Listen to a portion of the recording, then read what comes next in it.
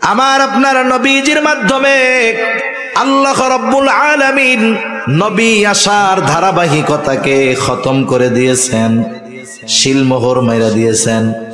যদিও শেষ জামানায় ঈসা আলাইহিস সালাতু ওয়াস সালাম দুনিয়ায় আসবেন, তবে নতুন কোন শরীয়ত নিয়ে নয়, বরং শরীয়তে মুহাম্মাদীকে পরিপূর্ণ প্রতিষ্ঠিত করার জন্য আল্লাহ তাআলা ওনাকে আবার দুনিয়ায় পাঠাবে।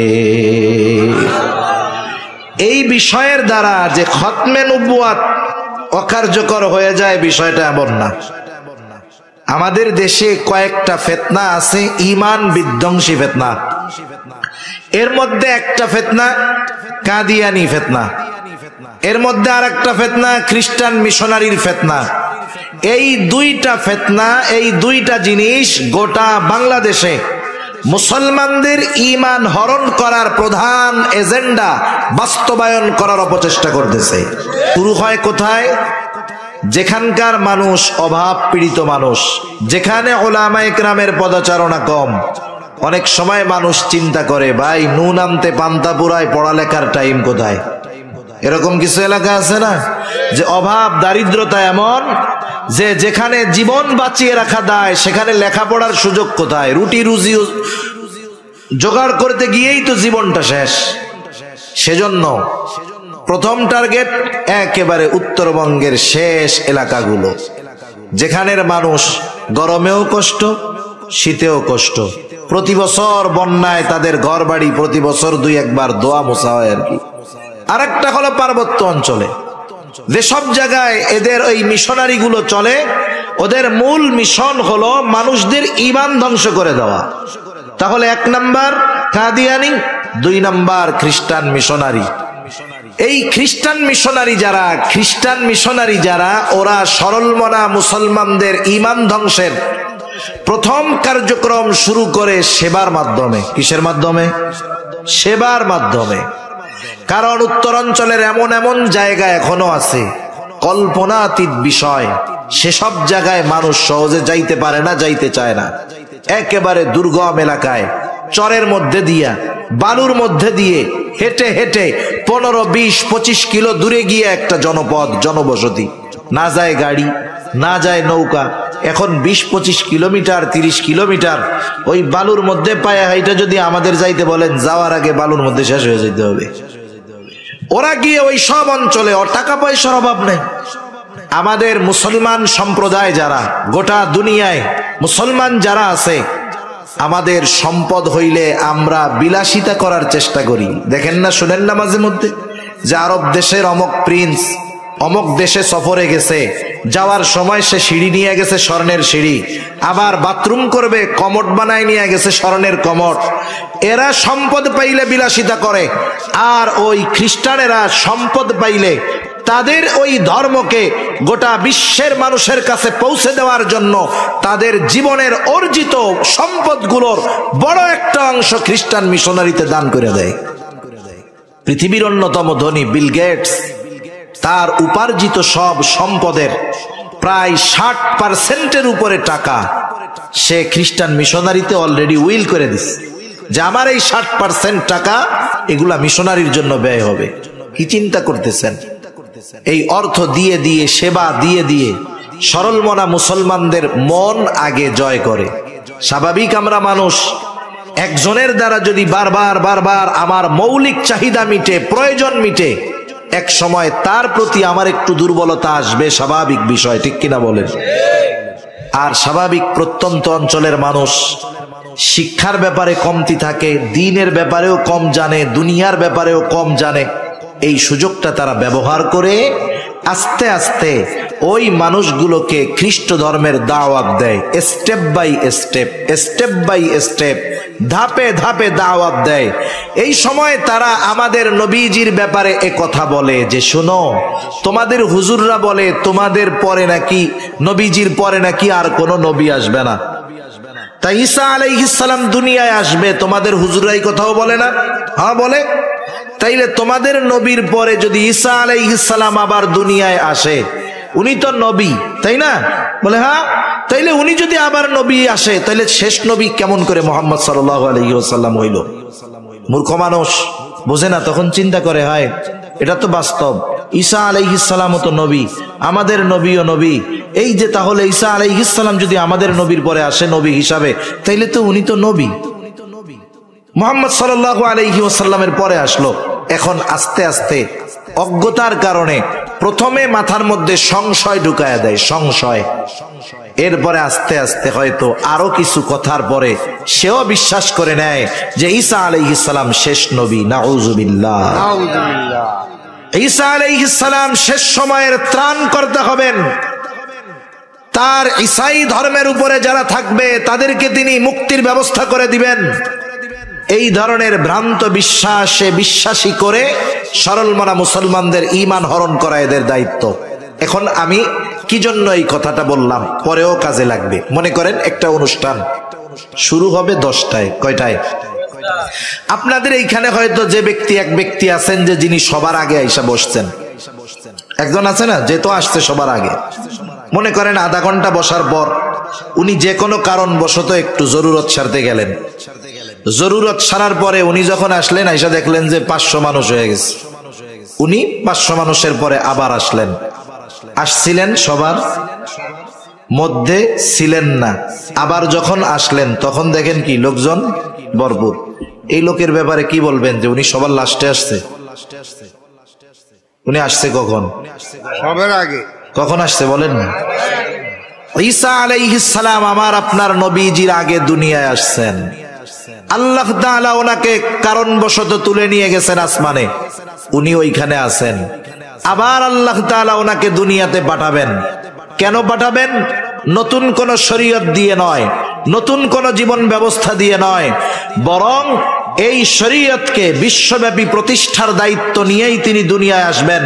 কাফেরদেরকে সমূলে নির্মূল করার মিশন নিয়েই তিনি দুনিয়ায় আসবেন। আল্লাহ তাআলা ওনাকে পাঠিয়েছেন আমার আপনার নবীজির আগে, কারণবশত উঠায় নিয়েছেন। আবার নবুয়তির পরে তিনি আমার আপনার নবীর পরে শেষ জামানায় দুনিয়ায় আসবেন। উনি আবার আসার কারণে এ কথা বলার সুযোগ নাই উনি শেষ নবী। বলার সুযোগ আছে? কারণ ওনার মূল আগমন ঘটছে আগে, ওটাকেই ধর্তব্য হবে। শেষ জামানায় উনি আসবেন, উম্মতে মুহাম্মাদির এই মুহাম্মাদি শরীয়তের দাওয়াতি কাজই তিনি করবেন। সুতরাং খ্রিস্টানেরা যেই বিষয়ে দাবি করে আমার আপনার নবীজির খতমে নবুয়াতকে অস্বীকার করে, এটা কখনোই গ্রহণযোগ্য হতে পারে না। এখন খ্রিস্টানরা করে করুক, সেটা এক বিষয়। আরেকটা সম্প্রদায় হলো কাদিয়ানী সম্প্রদায়, যারাও আমার আপনার নবীজির খতমে নবুয়াতকে অস্বীকার করে। কাদিয়ানী গোলাম আহমদ কাদিয়ানীর একটা বক্তব্য এরকম, খতমে নবুয়াত দ্বারা উনি বোঝাতে চাচ্ছেন যে এতকাল আল্লাহ তাআলার নবী পাঠানোর দায়িত্ব শেষ হইছে আমার আপনার নবীর দ্বারা। এখন আমার আপনার নবী যদি চায় নবুয়াত বন্টন করতে পারবে। নাউযুবিল্লাহ বলেন। তার দাবি ওই মুহাম্মদ সাল্লাল্লাহু আলাইহি ওয়াসাল্লামের বন্টনকৃত নবী যারা, তাদের মধ্যে একজন হলো গোলাম আহমদ কাদিয়ানী। নাউযুবিল্লাহ বলেন। এজন্য দেখবেন কাদিয়ানীরাও তাদের কালিমায়ে লা ইলাহা ইল্লাল্লাহ মুহাম্মাদুর রাসূলুল্লাহ এটাই বলে। এখন বলেন তো, ঘুরায়া ফিরায়া যেভাবেই হোক তারা গোলাম আহমদ কাদিয়ানীকে নবী বানাতে চায়, এটা তাদের মূল টার্গেট। এখন কেউ যদি গোলাম আহমদ কাদিয়ানীকে নবী হিসাবে স্বীকার করে, তাহলে কোরআনুল কারীমে খতমে নবুয়াতের স্পষ্ট বক্তব্য আল্লাহ তাআলা দিয়েছেন। আল্লাহ তাআলা বলেন, মা কানা মুহাম্মাদুন আবা আহাদিম মির রিজালিকুম ওয়ালাকিন রাসূলুল্লাহ ওয়া খাতামান নাবিয়্যিন। আল্লাহ রাব্বুল আলামিন বলেন, মা কানা মুহাম্মাদুন আবা আহাদিম মির রিজালিকুম ওয়ালাকিন রাসূলুল্লাহি ওয়া খাতামান নাবিয়্যিন। মুহাম্মদ সাল্লাল্লাহু আলাইহি ওয়াসাল্লাম তোমাদের কোন পুরুষের পিতা নন। ওয়ালাকিন রাসূলুল্লাহি ওয়া খাতামান নাবিয়্যিন, তিনি হলেন আল্লাহর প্রেরিত রাসূল এবং শেষ নবী। মুফাসসিরিনে কেরাম বলেন, এটা হলো খতমে নবুয়াতের অকাট্য দলিল, আর কোন দলিলের প্রয়োজন নাই। সাথে সাথে নবীজি সাল্লাল্লাহু আলাইহি ওয়াসাল্লামের বক্তব্য হলো, আনা খাতামুন নবিয়্যিন লা নাবিয়্যা বাদি, আমি শেষ নবী, আমার পরে আর কোনো নবী নাই। এখন একটা মানুষ বেঈমান হওয়ার জন্য গোটা কোরআনুল কারীমকে অবিশ্বাস করা লাগবে না, কোরআনুল কারীমের একটা পারাকে অবিশ্বাস করা লাগবে না, কোরআনুল কারীমের একটা সূরাকে অস্বীকার করা লাগবে না, কোরআনুল কারীমের একটা রুকুকে অস্বীকার করা লাগবে না, কোরআনুল কারীমের একটা আয়াতকে অস্বীকার করা লাগবে না, কোরআনুল কারীমের একটা শব্দকে অস্বীকার করা লাগবে না। কেউ যদি কোরআনুল কারীমের একটা অক্ষরকে অবিশ্বাস করে, বেঈমান হওয়ার জন্য এটাই যথেষ্ট। কোরআনুল কারীমের মধ্যে অনেকগুলা সূরার শুরুতে একটা একটা অক্ষর আছে।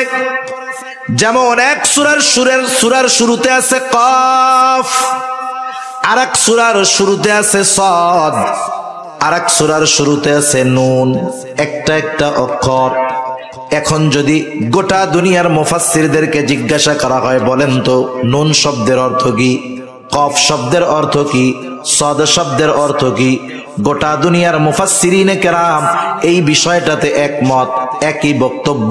তারা সকলেই বলেন আল্লাহু আ'লামু বিমুরাদিহি, এই নুন দ্বারা, সদ দ্বারা, কফ দ্বারা উদ্দেশ্য কি সেটা যিনি জানেন তিনি কে? এখন যদি কেউ বলে যে এই শব্দের উদ্দেশ্য জানা যায় না, অর্থ জানা যায় না, যার অক্ষর, যেই অক্ষরের অর্থ জানা নাই, যেই অক্ষরের উদ্দেশ্য জানা নাই, এই অক্ষরটা মানি না, বলেন তো ওই একটা অক্ষর নুন যদি অস্বীকার করে তাহলে তার ঈমান থাকবে নাকি যাবে? তাহলে যারা গোটা কোরআনুল কারীমে স্পষ্ট আল্লাহ তাআলার বক্তব্য খতমে নবুয়ত সম্পর্কে যে আমার আপনার নবীর পরে আর কোনো নবী নাই, এই বক্তব্যকে যারা অস্বীকার করে, কোনো সন্দেহ নাই এরা কাফের, কোনো সন্দেহ নাই। এখন প্রশ্ন হতে পারে, হুজুর দলিলের আলোকে বুঝলাম এরা কাফের, যে কাফের সে কাফের, লাল তো লাল, কালো তো কালা, সাদা তো সাদা, এর জন্য আবার আপনার সরকারের কাছে কেন আপনারা দাবি করেন যে রাষ্ট্রীয়ভাবে কাফের ঘোষণা করে দেওয়া হবে? প্রশ্নের জবাব অনেক মানুষ কিন্তু বোঝে না। অনেক মুসলমান নামাজি তারাও এই বিষয়টা উত্থাপন করে বসে, বলে হুজুর ওরা তো কাফের আমরা জানি, তবে আবার রাষ্ট্রীয়ভাবে ঘোষণা দেওয়ানোর দরকার কি? এর জন্য আপনারা আন্দোলন করেন, রক্ত দেন, চিল্লাচিল্লি করেন, কারণটা কি? তাদেরও এই প্রশ্নের জবাবে একথা বলা যায় যে শোনেন, বিষয়টা তো এই রকম, নাগরিক হিসাবে প্রত্যেকটা মানুষ রাষ্ট্রীয় সুযোগ সুবিধা ভোগ করবে, আমাদের কোনো বাধা নাই। আমাদের বাংলাদেশে অন্যান্য ধর্মের লোক ধর্মীয় পরিচয় নিয়ে বসবাস করে, আছে না নাই? হিন্দু ভাইরা বসবাস করতেছে, রাষ্ট্রীয় সুযোগ সুবিধা ভোগ করতেছে। আমরা কোনোদিন বলি নাই হিন্দুদের এই এই সুবিধা দেওয়া যাবে না, বলছি নাকি? খ্রিস্টানদের দেওয়া যাবে না বলেছি নাকি? বৌদ্ধদের দেওয়া যাবে না বলছি নাকি? তাইলে কাদিয়ানীদের ব্যাপারে এত কঠোর কেন? ইউসুফ লুধিয়ানি রহমাতুল্লাহি আলাইহি এই কাদিয়ানীদের ব্যাপারে বলেন, সাধারণ কাফের আর কাদিয়ানি কাফের এই দুইটা কিন্তু এক ধরনের নয়। সাধারণ কাফের পরিচয় নিয়েই তারা কাফের, আর ওই কাফের কাদিয়ানি কাফের তারা তাদের পরিচয় গোপন করে কাফের। এরা আরেকটু জঘন্য, আরেকটু জঘন্য কি? এরা এদের পরিচয়কে প্রকাশ করে কুফুরিকে ইসলামের আলোতে আলোকিত করতে চায়। ওরা ওদের কুফুরিটাকে ইসলাম হিসাবে প্রতিষ্ঠিত করতে চায়। এই দৃষ্টিকোণ থেকে উনি কাফের তিন ধরনের হতে পারে বলে বলেছেন। এক নাম্বার কাফের, যে নিজের কুফুরিকে প্রকাশ্যভাবে স্বীকার করে, যেমন একজন হিন্দু, বৌদ্ধ, খ্রিস্টান, আমাদের ধর্মীয় আলোকে তারা কাফের, ঠিক কিনা বলেন?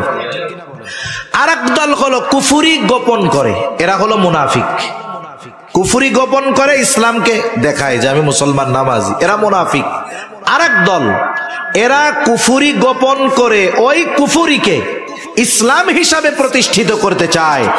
এই তৃতীয় অবস্থা হলো কাদিয়ানীদের। এই জন্য এরা সাধারণ কাফের এবং মুনাফিকদের চাইতে বেশি জঘন্য।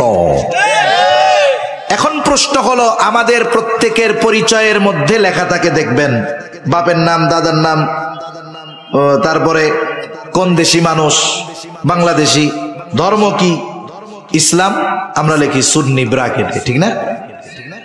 ওরাও নিজেদেরকে নিজেদের পরিচয়ের মধ্যে মুসলিম হিসাবে পরিচয় প্রদান করে। এখন বলেন, ওই খতমে নবুয়াতকে যারা অস্বীকার করে তারা কি মুসলিম না অমুসলিম? আমরাও বলি তারা সকল সুযোগ সুবিধা গ্রহণ করবে, তবে মুসলিম পরিচয়ে নয়, অমুসলিম পরিচয়ে, ঠিক কিনা বলেন? কাদিয়ানীরা কেমন কাফের, এরা ইসলামের ব্যানার নিয়ে কুফরি করতেছে। যেমন একজন মদ বিক্রয় করে, মদকে মদ বলে, বাজারে মদের দোকান ঝুলায় রাখছে, সাজায় রাখছে, লেখা আছে মদ, সে বিশ্বাস করতেছে মদ, ক্রেতা মদ মনে করেই মদ কিনতেছে, কবিরা গুনাহ, কোনো সন্দেহ নাই। কিন্তু কাদিয়ানীদের সিস্টেমটা কি, ওরা মদের বোতলে লেবেল লাগায়া দিছে মা উ জমজম, বোতলের মধ্যে আছে কি মদ, ইসে দিছে কি জমজমের পানি। কথা বোঝা গেছে? এখন বলেন, অপরাধী আপনি কাকে বড় অপরাধী বলবেন, যে মদের বোতলে মদ লেখে বিক্রয় করতেছে, নাকি যে মদের বোতলে জমজম লেখা বিক্রয় করতেছে? সেজন্য বুঝতে হবে, সাধারণ কাফেরের চাইতে এই কাদিয়ানীদের কুফুরিটা মুসলমানদের জন্য আরো বেশি ঈমান বিধ্বংসী, ঠিক কিনা বলেন? এজন্য রাষ্ট্রীয়ভাবে তাদের একটি ধর্মীয় পরিচয় দিয়ে দিবে, এরপরে তারা রাষ্ট্রের সুযোগ সুবিধা গ্রহণ করবে, আমাদের কোনো আপত্তি নাই। আপত্তি ওই জায়গায় যে তারা সমাজে বসবাস করবে মুসলিম পরিচয়ে নয়, বরং কাফের পরিচয়ে, ঠিক কিনা বলেন? নবীজির খতমে নবুয়াত সংরক্ষণ করার জন্য মুসলমানদের তৈয়ার থাকতে হবে, কারণ এই খতমে নবুয়াতের উপরে বারবার আঘাত আসতেছে। আমাদের দেশে কাদিয়ানীরা আস্তে আস্তে তাদের নেটওয়ার্ক ছড়ায় ফেলতেছে। আফসোস তো লাগে তখন যে উম্মতে মুহাম্মাদি, নবীজির উম্মত, আরাক উম্মত যখন নবীজির খতমে নবুয়াত সংরক্ষণের জন্য ময়দানে নামে, আরাক মুমিন যখন গুলি চালায়, তখন এর চাইতে কষ্টের আর কিছু থাকে না, ঠিক কিনা বলেন? সেজন্য দেখেন, এই কাদিয়ানীরা চেষ্টা করেছিল 3, 4, 5 পঞ্চগড়, এটা কাদিয়ানীদের একটা ঘাঁটি, বিশাল এরিয়ার পর এরিয়া তারা কিনে ফেলছে। গোটা বাংলাদেশের টাকা পয়সাই তো কাদিয়ানীরা সব নিয়ে যাইতেছে, বুঝেন? কাদিয়ানীদের পণ্য ঘরে ঘরে পৌঁছায় গেছে। তাদের নেটওয়ার্কিং সিস্টেম কতটা বিস্তৃত। তারা এই 3 দিন ইজতেমা করতে চেয়েছে। মুসলমান হয়তো আমলের দিক দিয়ে ত্রুটি আছে, কমতি আছে, কিন্তু কিছু বিষয় আছে, সেই সব জায়গায় যখন কেউ আঘাত করে, বেনামাজিও তখন বসে থাকতে পারে না ঈমানের কারণে, ঠিক কিনা বলেন? আপনাদের বলায়ও তো আপনারা দেখছেন, নবী প্রেমিকেরা, দাড়ি টুপিওয়ালা বাদ দেন না, সাধারণ মানুষ যারা ছিল, ঈমানের মহব্বত, নবীজির মহব্বতে ময়দানে নামতে দ্বিধাবোধ করে নাই, ঠিক কিনা বলেন? পঞ্চগড়ের মুসলমানেরা নামছে। হায় হায়, মুসলমানদের উপরে গুলি করা হলো, ছোট ছোট বাচ্চাদের গুলি লাগলো। এক ভাই আমার শাহাদাত বরণ করলেন। আর একটা বিষয় হলো, মনে রাখতে হবে, যেই কারণে, যেই জমিনে ইখলাসওয়ালা মুমিনের রক্ত যেই জমিনের উপরে পড়বে, যেই কারণে ওই রক্ত বর্ষিত হবে, ওই যেই কারণে রক্ত জমিনে পতিত হবে, আল্লাহ তাআলা ওই বিষয়ের সফলতা ওই রক্তের বদৌলতে দিবেন ইনশাআল্লাহ। তাদের ইজতেমা বন্ধ হয়েছে, সাময়িকভাবে বন্ধ, কিন্তু তারা যেন ভবিষ্যতে মাথা চাড়া দিয়ে না উঠতে পারে, এজন্য আমাদের প্রত্যেককে সর্ব অবস্থায় সচেতনতা এবং সাবধানতা অবলম্বন করতে হবে, ঠিক কিনা বলেন? কারণ এই বিষয়টা আমল সম্পৃক্ত বিষয় নয়, খতমে নবুয়াত এটা ঈমান সম্পৃক্ত বিষয়। আর আমার সব নিয়ে যাও, অসুবিধা নাই, কিন্তু ঈমানের উপরে আঘাত আসলে বসে থাকা যাবে না। এই বিষয়টার জন্য প্রস্তুত থাকতে হবে। আর এই নবীজির শানের ব্যাপারে, খতমে নবুয়াতের ব্যাপারে আমাদের জানতে হবে, উলামায়ে কেরামের সুপরামর্শের আলোকে ইনশাআল্লাহ সামনে অগ্রসর হতে হবে। ইনশাআল্লাহ পারা যাবে তো? আল্লাহ তৌফিক দান করুন। তাহলে আল্লাহ তাআলা আমার আপনার নবীজির মাধ্যমে নবুয়াতকে পরিপূর্ণতা প্রদান করেছেন। যা অতীতের কোন নবীর মাধ্যমে আল্লাহ তাআলা করেন নাই। 4 নাম্বার, আল্লাহ রাব্বুল আলামিন আমার আপনার নবীজির মাধ্যমে আখলাকের পূর্ণতা প্রদান করেছেন। আমার আপনার নবীজির আগে যত নবী দুনিয়ায় ছিল প্রত্যেকে উত্তম আখলাকওয়ালা, কোনো সন্দেহ নাই। তবে আমার আপনার নবী শুধুমাত্র উত্তম আখলাকওয়ালা নবী নয়, বরং আমার আপনার নবী হলেন উত্তম আখলাকে পরিপূর্ণতা প্রদান করনেওয়ালা নবী। আমার আপনার নবীজির চারিত্রিক সনদ দুনিয়ার কেউ দেয় নাই। আমার আপনার নবীজির চারিত্রিক সনদ দিয়েছেন আল্লাহ। আর আমার আপনার নবীজির চরিত্র কেমন ছিল? অনেক সময় আমাদের জীবনে এমনটা হয়, একটা মানুষ জীবনের প্রারম্ভে হয়তো অনেক অপরাধের সাথে জড়ায় ছিল, একটা সময় তাওবা করছে, ভালো হয়ে গেছে, আর গুনাহ করে না। কিন্তু আমার আপনার নবী এমন চরিত্রওয়ালা নবী, নবুয়তির আগে হোক পরে হোক আমার আপনার নবীর দ্বারা এমন কোনো কাজ কখনো সংগঠিত হয় নাই যার দ্বারা কাফেররা আমার আপনার নবীর চারিত্রিক ব্যাপারে কোনো কথা বলতে পারে। যেমন দেখেন, হযরত মূসা আলাইহিস সালাম যখন কারুন সম্পদের মালিক হয়, অঢেল সম্পদের মালিক কারুন, মূসা আলাইহিস সালাম কারুনকে বলল, কারুন, এই সম্পদের মূল মালিক হলেন আল্লাহ, তুমি তোমার সম্পদের যাকাত দাও। কারুন যাকাত তো দেয় নাই, বরং মূসা আলাইহিস সালামকে জিনার অপবাদ দেওয়ার অপচেষ্টা করেছে। আল্লাহ তাআলা সহ্য করেন নাই, কারুনের উপরে গজব আসলো, আযাব আসলো, সম্পদ সহ কারুন জমিনের নিচে ডাবতে থাকলো। মুফাসসিরিনে কেরাম বলেন, কারুন এখনো জমিনের নিচে সম্পদ সহ ডাবতেছে, কিয়ামত পর্যন্ত ডাবতে থাকবে। যেই কথাটা বোঝাইতে চাই এটা আগে অনুধাবন করতে হবে। উদ্দেশ্য হলো কারুন মূসা নবীর উম্মত, মূসা নবীর ব্যাপারে জেনার অপবাদ দেওয়ার অপচেষ্টা করছে। কিন্তু আমার আপনার নবীর যত উম্মত ছিল, যত বিরোধী হোক, নবীকে হত্যা করার অপচেষ্টা করেছে, কিন্তু আমার আপনার নবীর চারিত্রিক ব্যাপারে কোনো অপবাদ দেওয়ার দুঃসাহস কেউ করে নাই। আপনি সিরাতের কিতাব খুঁজেন, এক জায়গায়ও পাবেন না আমার আপনার নবীজিকে কাফেররা কোনো চারিত্রিক বিষয়ে অপবাদ দেওয়ার অপচেষ্টা করেছে, পারে নাই। কারণ আল্লাহ তাআলা আমার আপনার নবীজির চরিত্রকে শুরুর থেকে নিয়েই সংরক্ষিত করেছেন, সংরক্ষণ করেছেন। নবুয়তির পরে যেই বিষয়টা কোরআনের মাধ্যমে অথবা নবীজির হাদিসের মাধ্যমে নিষিদ্ধ করা হয়েছে, এমন কোন বিষয় নবীজি নবুয়তির আগে করেছেন এমন কোন প্রমাণ কেউ দেখাতে পারবে না। যেই বিষয়টা শরীয়তে মুহাম্মাদির মধ্যে হারাম করা হয়েছে, ওই বিষয়টা নবুয়তির পূর্বে আমার আপনার নবীর দ্বারা সংগঠিত হয়েছে এমনটা কেউ দেখাতে পারবে না। গোটা সিরাতের কিতাব খুঁজেন, পাবেন না কোথাও।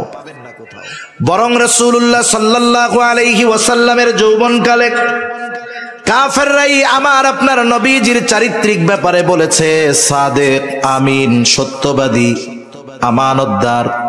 নবীজির উপাধি কাফেররা দিয়েছে। শুধু তাই না, যখন রাসূলুল্লাহ সাল্লাল্লাহু আলাইহি ওয়াসাল্লাম নবুয়তির পর 3 বছর গোপনে দাওয়াত দিয়েছে, আল্লাহ তাআলার পক্ষ থেকে আদেশ আসলো, ওয়ানজির আশীরাতাকাল আকরাবিন, আপনি আপনার নিকটস্থ আত্মীয় স্বজন যারা আছে তাদেরকে এবার দাওয়াত দেন। প্রকাশ্য দাওয়াতের ব্যাপারে ঘোষণা দেওয়া হলো, আদেশ দেওয়া হলো। নবীজি ওই পাহাড়ের উপরে উঠে গেলেন, আবু কুবাইস পাহাড়। ওই পাহাড়টা এত গুরুত্বপূর্ণ একটা পাহাড়, একজন অপরিচিত একেবারে নিঃস্ব মানুষও যদি ওই পাহাড়ের উপরে উঠে আরবদেরকে আহ্বান করতো, কে আছে এটা নয়, ওই পাহাড়ের উপরে যেই উঠতো, যেই বলতো, তার কথা তাকে গুরুত্বপূর্ণ মনে করে সব মানুষেরা তার সাহায্যের জন্য চলে আসতো। নবীজি আজকে ওই পাহাড়ের উপরে উঠলেন। আরববাসী যখন দেখলো আমাদের আল আমিন পাহাড়ের উপরে উঠছে, এটা তো অতি গুরুত্বপূর্ণ বিষয়। নবীজি আহ্বান করলেন, সব আরববাসী পাহাড়ের পাদদেশে এসে জমা হলো, সবাই চলে আসছে, কেউ বাকি নাই। এইবার নবীজি সাল্লাল্লাহু আলাইহি ওয়াসাল্লাম তাদেরকে বললেন, আমি যদি তোমাদের এই কথা বলি, পাহাড়ের অপর প্রান্তে, পাহাড়ের তলদেশে একদল ঘোড়া সাওয়ারি শত্রু তোমাদের উপরে আক্রমণ করার জন্য অপেক্ষা করতেছে, তোমরা কি আমার কথা বিশ্বাস করবা নাকি? সবাই সমস্বরে বলল, হ্যাঁ অবশ্যই বিশ্বাস করব। বিশ্বাস করার কারণ কি? ওই কাফেররাই বলতেছে, ও মুহাম্মদ, কেন আমরা তোমার কথা বিশ্বাস করব না? কারণ ইতিপূর্বে আমরা তোমাকে কখনো মিথ্যাবাদী হিসাবে পাই না। আমরা এই গোটা 43 বছর পার হয়ে গেছে, তোমার কখনো মিথ্যাবাদী হিসাবে পাই নাই। তাহলে আমার আপনার নবীজির চারিত্রিক বিষয়টা কেমন সুরক্ষিত ছিল? আল্লাহ তাআলা আমার আপনার চারিত্রিক সনদ দিয়েছেন। আল্লাহ তাআলা বলেন, ওয়া ইন্নাকা লাআলা খুলুকিন আযীম, আমি আপনাকে মহান চরিত্রে অধিষ্ঠিত করেছি। রাসূল আকরাম সাল্লাল্লাহু আলাইহি ওয়াসাল্লাম বলেন, ইন্নামা বুইসতু লিউতাম্মিমা মাকারিমাল আখলাক, আমাকে উত্তম চরিত্রে পরিপূর্ণতা প্রদানার্থে প্রেরণ করা হয়েছে। তার মানে অতীতের সব নবী উত্তম চরিত্রওয়ালা নবী, আর আমার আপনার নবী হলেন উত্তম চরিত্রে পরিপূর্ণতা প্রদানকারী নবী। তাহলে সারা বিশ্ববাসীর জন্য আদর্শ হওয়ার জন্য 4টা জিনিস দরকার। কয়টা? 1 নাম্বার, তিনি সকল সৃষ্টির জন্য প্রেরিত হবেন, নির্দিষ্ট কোনো জাতি গোষ্ঠীর জন্য প্রেরিত হবেন না। 2 নাম্বার, তার জীবনে একমুখী হবে না, তার জীবন হবে বহুমুখী। আমি আপনি যেখানেই সমস্যায় পড়ব, সেই বিষয়টার সমাধান যদি তার জীবনী থেকে খুঁজতে যাই, পেয়ে যাব। বহুমুখী জীবনের অধিকারী। 3 নাম্বার, তার দ্বারা এমন কিছু বিষয় পূর্ণতা লাভ করবে যা তার পূর্বে লাভ করে নাই। আমরা 4টি বিষয়ের পূর্ণতার কথা জেনেছি। 1 নাম্বার, আমার আপনার নবীর দ্বারা শরীয়ত পূর্ণতা লাভ করেছে। 2 নাম্বার, আমার আপনার নবীর দ্বারা নেয়ামত পূর্ণতা লাভ করেছে। 3 নাম্বার, আমার আপনার নবীজির মাধ্যমে নবুয়ত পূর্ণতা লাভ করেছে। 4 নাম্বার, আমার আপনার নবীজির দ্বারা উত্তম আখলাক পূর্ণতা লাভ করেছে। আর এইগুলো যে লাভ করেছে, এই বিষয়গুলোর ব্যাপারে সত্যায়ন যিনি করেছেন তিনি কে? একজন সত্যায়ন দরকার আছে। তো আমরা যখন সরকারি কোনো কাজে যাই, লেখা থাকে না, অ্যাটাস্টেড করা থাকতে হবে, সত্যায়ন লাগবে।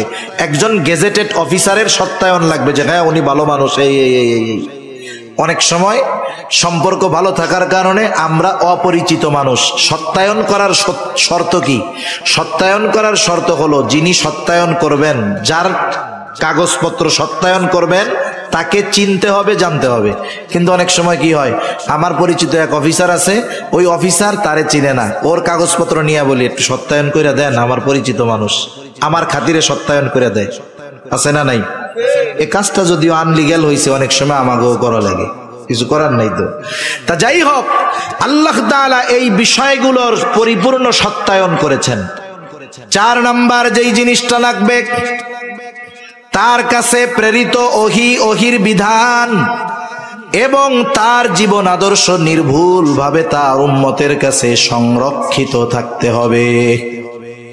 অতীতের যত নবী আছে, বিশেষ করে দাউদ আলাইহিস সালামের উপরে যেই কিতাব নাজিল হয়েছে জাবুর, মূসা আলাইহিস সালামের উপরে তাওরাত, ঈসা আলাইহিস সালামের উপরে ইনজিল।